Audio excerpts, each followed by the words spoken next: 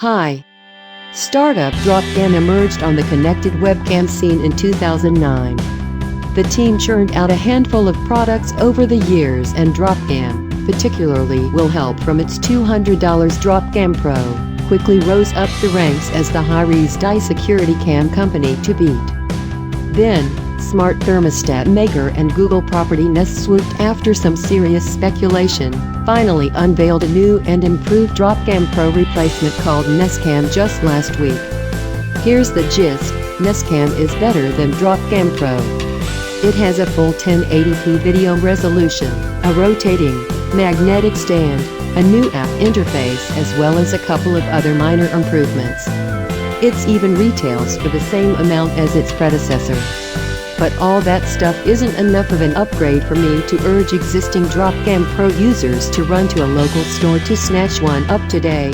If you're in the market for a webcam with a few security features, the $200 Nestcam is rapidly replacing Dropcam Pro as the gold standard, and I highly recommend it. Just don't expect it to function as a true security camera. I'm a little torn on Nestcam. Its specs: 1080p video, specifically a 1920x 1080, 2-megapixel resolution, night vision, two-way talk, sound and motion alerts, optional Nest-aware cloud services that let you revisit past footage and set activity zones for a fee, are solid. A quick side-by-side comparison of Nestcam with Arcsoft's SimpleCam, Dropcam Pro, iControl's Piper Original, and Samsung's SmartCam HD Pro clearly shows that it's competitive with these highly rated models. The thing is, it really isn't a fully functioning security camera, which would be a deal-breaker if its video quality wasn't so darn impressive. Its biggest offense is that it doesn't have customizable alerts. Instead, it is programmed to issue a maximum of one motion or sound alert every 30 minutes, just like Dropcam Pro. In other words, I could walk in front of the camera and trigger an immediate motion alert, assuming that it had been at least 30 minutes since the previous notification, and for the next half hour won't receive any notifications at all. So say I triggered a motion alert while I was turning off a lamp in the living room before heading to bed for the night. If someone broke in 20 minutes later, I wouldn't receive a notification. And, if they happened to spend only a few minutes rifling through my stuff before making an escape, I wouldn't get an alert then either. This places Nestcam pretty far on the webcam side of the spectrum, and it also doesn't offer the best value for cloud recording compared with some other models in the same price range. You can arm and disarm iControl's original Piper as well as its Pricer NV model, and both give you a lot of control over how and when you receive alerts, and both come with built-in sirens and free event-based recording. Arcsoft's SimpleCam has cloud subscription fees starting at just $5 a month.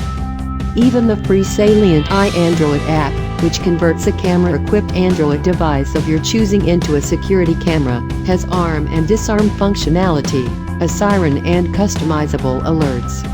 Nestcam never disappointed in terms of video quality.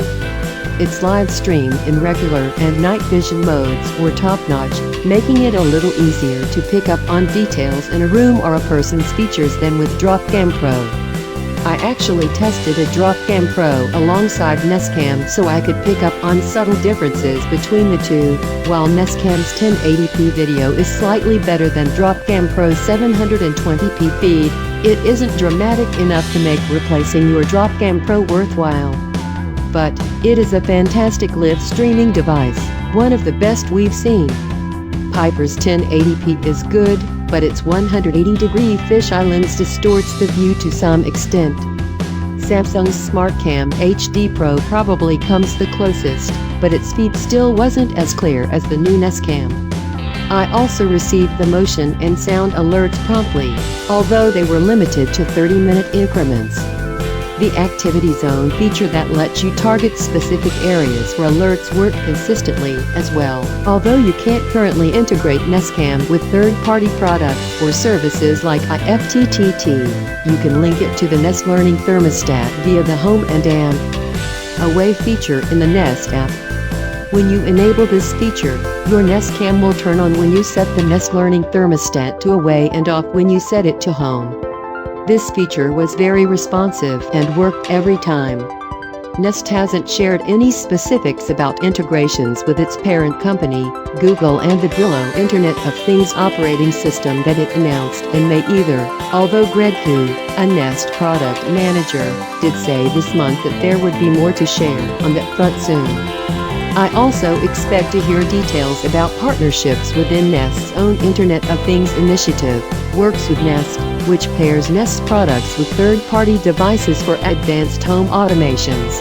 Nest Cam is an attractive camera with a lot of built-in functionality. Like the Dropcam Pro, you can remove the camera from the stand and its black finish blends in well with most surroundings. This version adds on a magnetic base as well as a rotating stand so you can more easily install the camera and optimize its angle. Setup was seamless.